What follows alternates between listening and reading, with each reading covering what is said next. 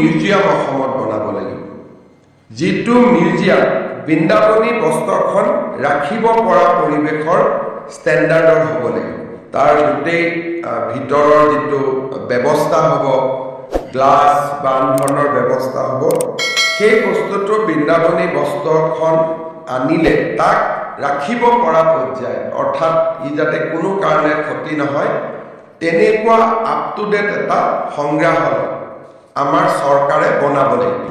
যদি মিউজিয়ামটো বনাব পাৰোঁ তেওঁলোক সন্তুষ্ট হয় 2027 চনত ব্ৰিটিছ মিউজিয়ামত থকা বৃন্দাবনী বস্ত্ৰখন আমি অসমত আনিব পাৰিম আৰু এবাৰ যদি ব্ৰিটিছত থকাখন আমি আনিব পাৰোঁ সেইখন যদি তাৰ প্ৰদৰ্শনীটো সুকলমে হৈ যায় তেতিয়া আন মিউজিয়ামত থকা বৃন্দাবনী বস্ত্ৰ অসমত অনা অসুবিধা নহ'ব তেওঁলোকে বৃন্দাবনী বস্ত্ৰখন অসমত 18 মাহৰ কাৰণে অহাৰ বাবে তেওঁলোকে ব্যৱস্থা হাতত